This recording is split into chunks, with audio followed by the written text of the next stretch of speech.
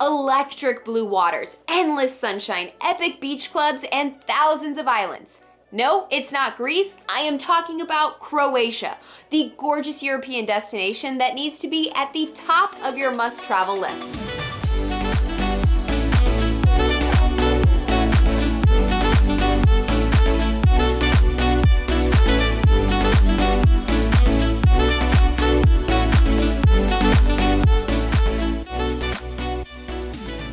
What's good, my friends? It is Allie from Allie Abroad, and on my channel, I help overpacking, luxury-loving, independent women turn their bucket list travel dreams into reality. Now, today, I am taking you to one of my all-time favorite European countries, Croatia.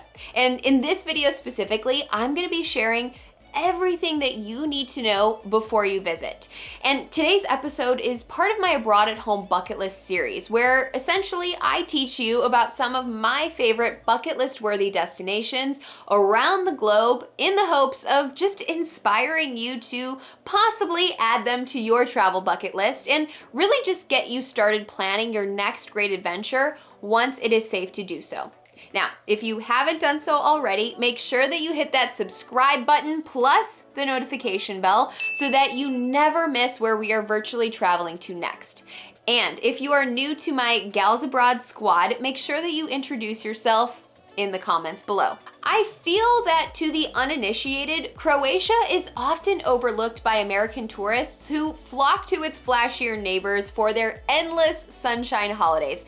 Of course, I am talking about Greece and Italy, and honestly, no hate, no shade to those destinations, but if you are looking for a country that is just as beautiful and a whole lot more affordable in comparison, Croatia is your spot. This Central European country is located along the Adriatic Sea and is home to stunning beaches, crystal clear water, and historic medieval towns. Now, one of the destinations that Croatia is known for is its Dalmatian coast, which, fun fact, the dog breed can actually be traced back to this region of Croatia. But this is really the region where the country's most beautiful islands, vineyards, and these limestone cliffs are located. And you will definitely want to devote a good portion of your trip to this region. All that being said, I'll be sharing a few more spots that you need to make sure you should visit later on in this video, so just keep watching for that, okay? Croatia's official language is, wait for it, Croatian.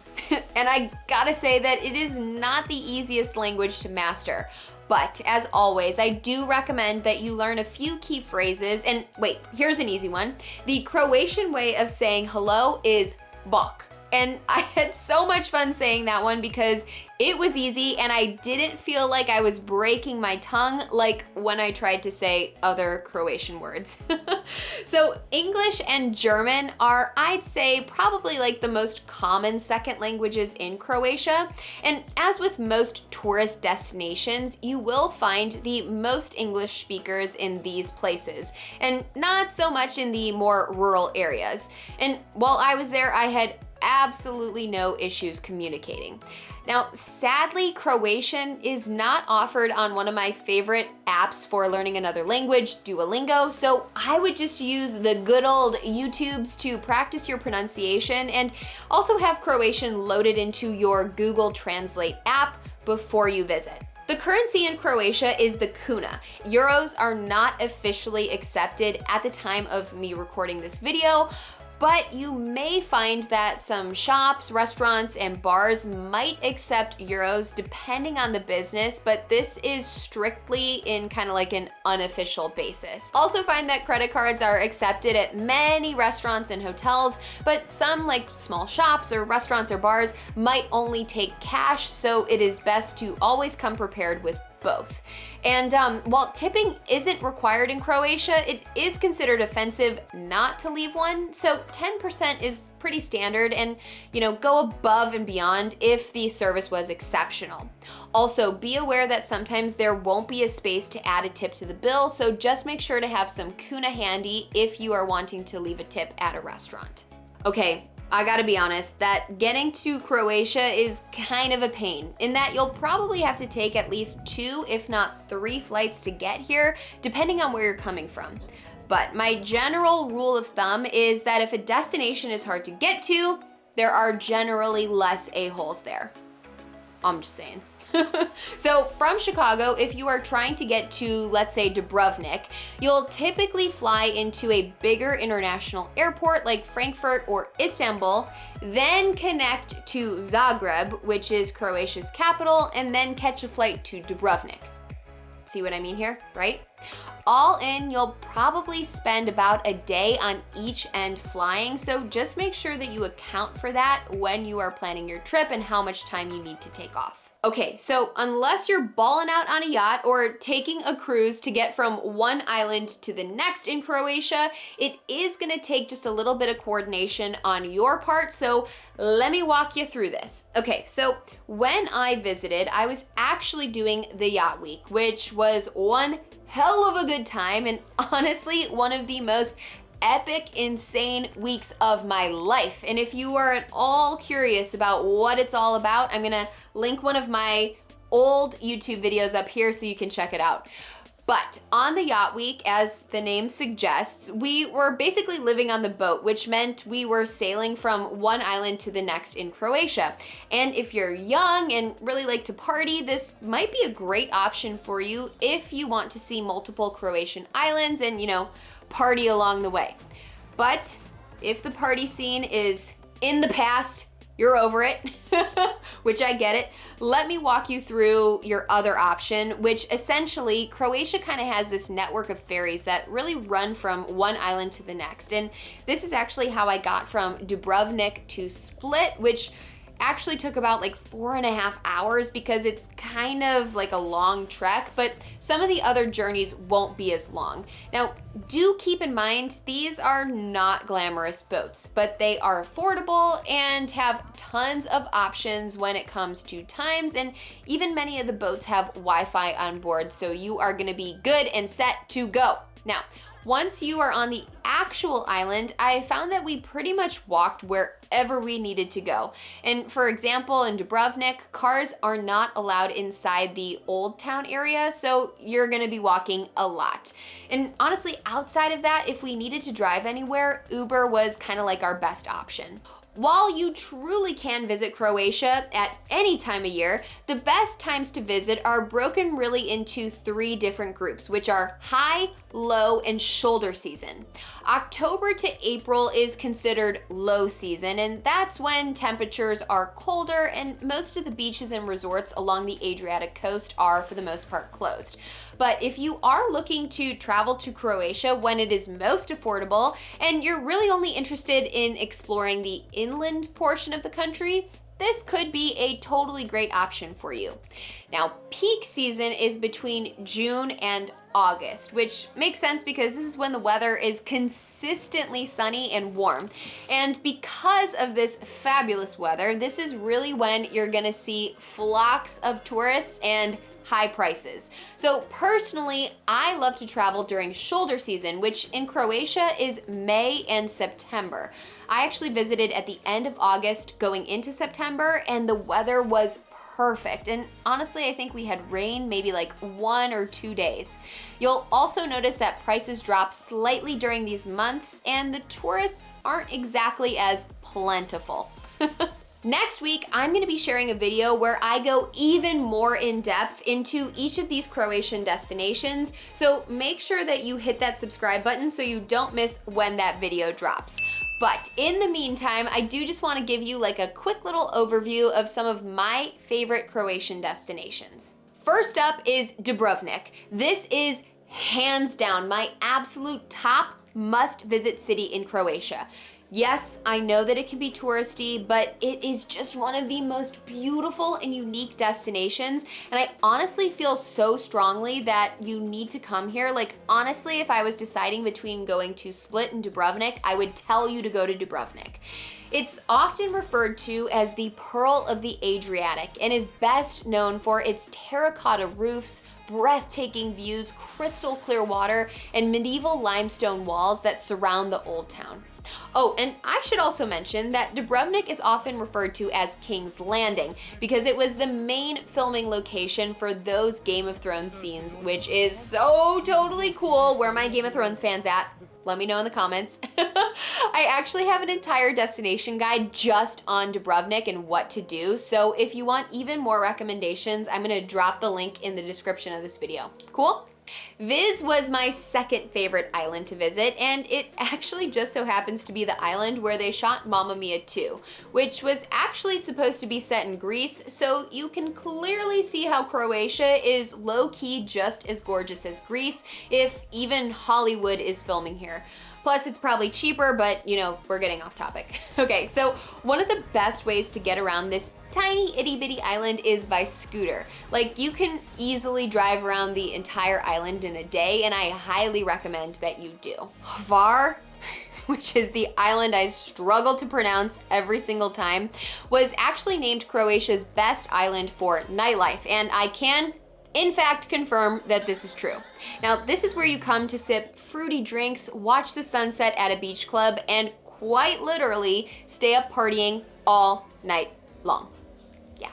Trogir is an itty bitty tiny island that's in between Split and Zadar, and you really only need a day here, but what I love so much about this small island is that it is much less crowded, which makes it a great place to snap some pics sans other humans. Last but not least, Split is Croatia's second largest city and is a blend of old with new.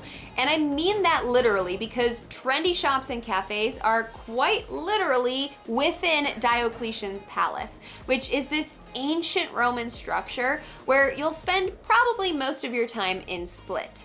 Now, again, I'll be able to give you a lot more information and even more destination recommendations in next week's video, so just make sure to check that out if you are looking to learn even more about Croatia, and the best way to know when that drops is to subscribe to my channel and hit that bell to get a notification.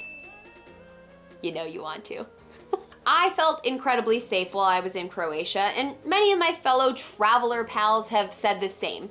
Pickpocketing is generally less common in Croatia when compared to other large European destinations, and really the main thing that you should watch out for would be taxi drivers overcharging you, or maybe paying slightly more if you're using euros instead of kuna. And as with anywhere in the world, I always am just super aware of my surroundings and, you know, try to keep my bag closed and, you know, I'm demonstrating to the front of me. Also, because Croatia is really known for its nightlife, I would say that it's best to stick with your group if you aren't traveling solo, and always just keep an eye on your drink. And for me, I generally try to avoid the clubs that are, you know, trying to get you in with like flyers or a free shot. You know, those tend to be kind of like the most touristy places, and if you were going to get scammed, it probably would be there. And honestly, you know, I could do without the shot of like free mystery liquor, right? Those days are behind me, I think. Depending on the day. Generally speaking, and when compared to its other popular European neighbors like Italy and Greece, Croatia is extremely affordable, and I'd say getting here will probably be your greatest expense.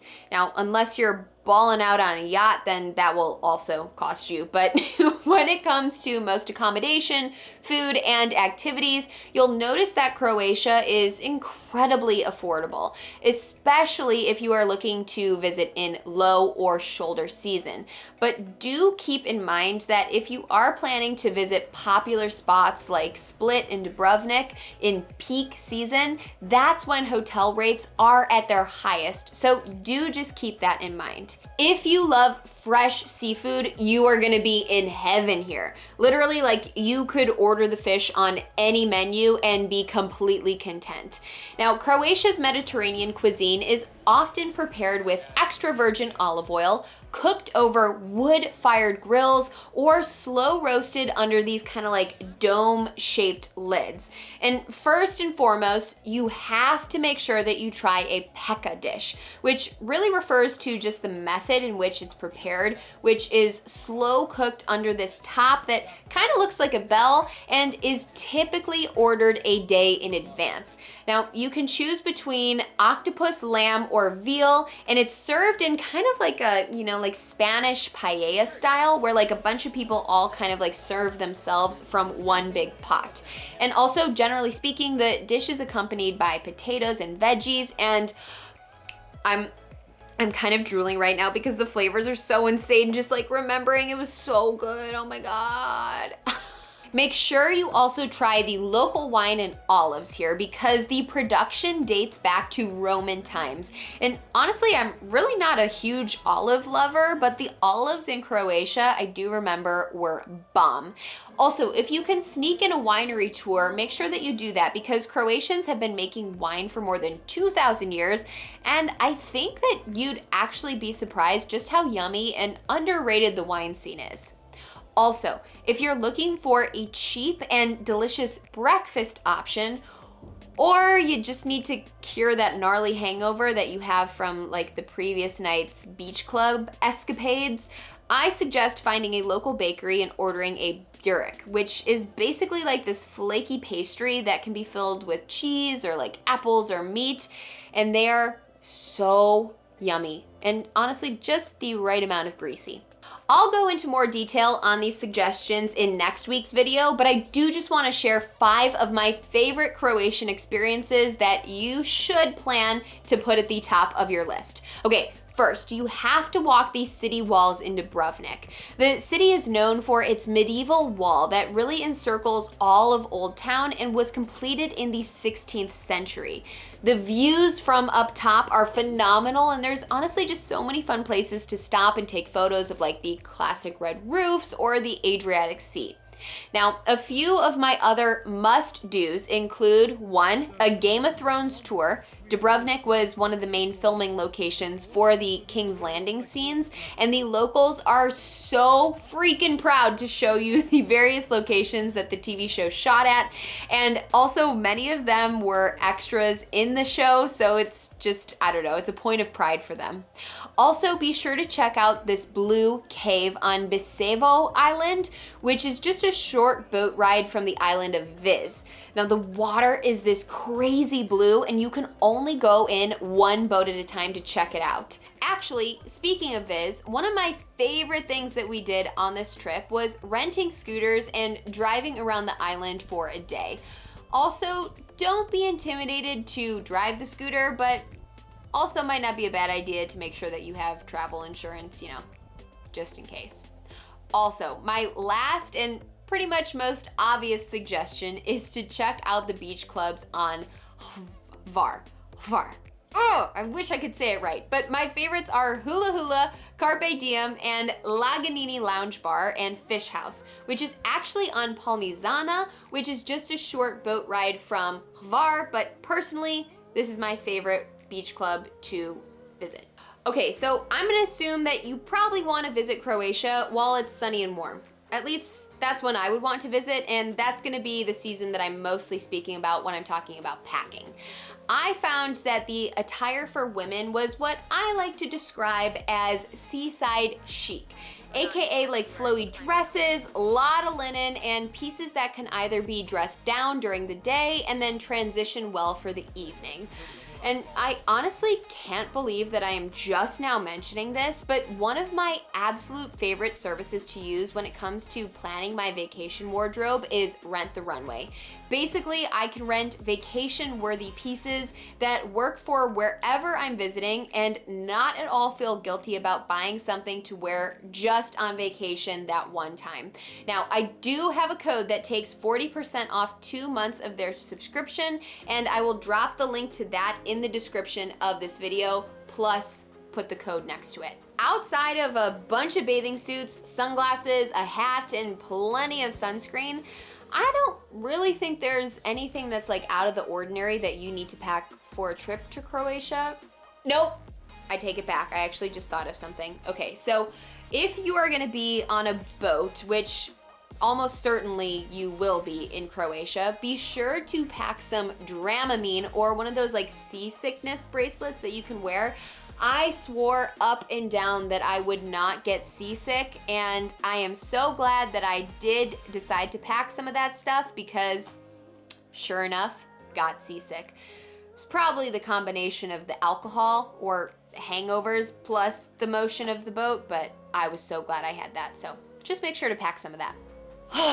Guys, I really want to go back to Croatia now. Like, I freaking loved it there. This was honestly one of my top 5 favorite trips that I have ever taken. And if there is anyone who wants to go back and do Yacht Week again with me, let me know, because I kind of think that I'm like aging out of it, but I just want like, one last hurrah. So let's connect in the comments. But anyways, I hope that this video kind of gives you just like a better idea of what to expect on your first trip to Croatia and inspires you to add it to your must visit list. Now, quick heads up, next week I am gonna be breaking down the top 10 things that you need to see in Croatia. So if you wanna dive even deeper into this destination, make sure that you are subscribed and you hit that bell so that you do not miss when that video drops next week. And if you need help planning your next adventure, whether that's to Croatia or another bucket list worthy destination on your must travel list, make sure to check out my mom's travel agency, Scorby Travel and Cruise. I'm gonna put their website in the description of this video.